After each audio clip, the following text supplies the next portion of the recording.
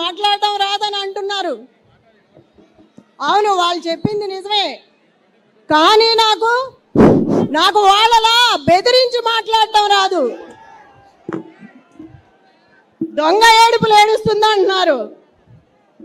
అందరినీ ఒక మాట అడుగుతున్నా, మీ ఇంట్లో ఎవరన్నా చనిపోతే మీరు బాధపడరా?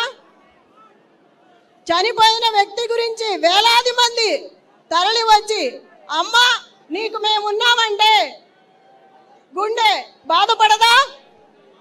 చెప్పండి అన్నా, అక్క, బాధపడరా? గట్టిగా చెప్పాలి, బాధపడవా?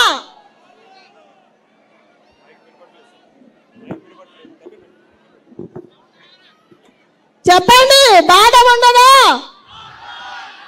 మీ గోపన్న కోసం అంతమంది తరలి వస్తే మిమ్మల్ని అందరినీ చూసి, మీ అభిమానాన్ని చూసి ఏడుపు రాదా? నాకు మీ గోపన్న గురించి మీకు బాధ లేదా? మరి నాకెంత ఉంటుంది ఇంట్లో మనిషికి? నా ఇంటి పిల్లలు, ఆడపిల్లలు ఇద్దరు గడప గడపకు వెళ్తున్నారు వాళ్ళ నాన్న కోసం. ఏమీ మాట్లాడకుండా తిరుగుతున్నారు. వాళ్ళ మీద కేసులు పెడుతున్నారు. నా మీద కూడా ఎన్నో కేసులు పెట్టారు.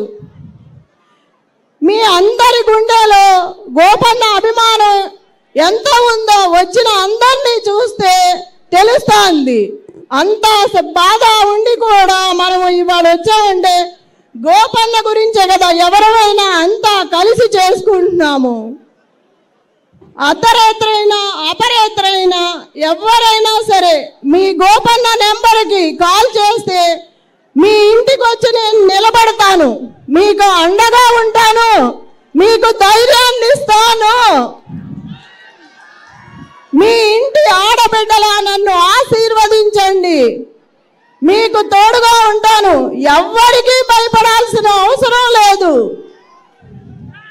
మన అందరికీ ఏ చిన్న కుటుంబమైనా సరే ఏ బాధ వచ్చినా, ఏ అర్ధరాత్రి ఫోన్ చేసినా మీ ఇంటి ఆడబిడ్డగా నేను వచ్చి మీ ఇంట్లో నిలబడతాను. నేను మీకు ధైర్యాన్ని ఇస్తాను, గోపన్న ఆశయాన్ని నిలబెడతాను, గోపన్న అనుకున్న అభివృద్ధి అంతా చేస్తాను.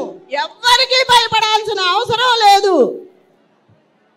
నేను మీకు ఎప్పటికీ అండగా ఉంటాను. మన అందరికీ విష్ణు అన్న ఉన్నాడు, కేసీఆర్ అన్న ఉన్నారు, కేటీఆర్ అన్న ఉన్నారు, పెద్ద అయిన కేసీఆర్ గారు కూడా ఉన్నారు. జై తెలంగాణ.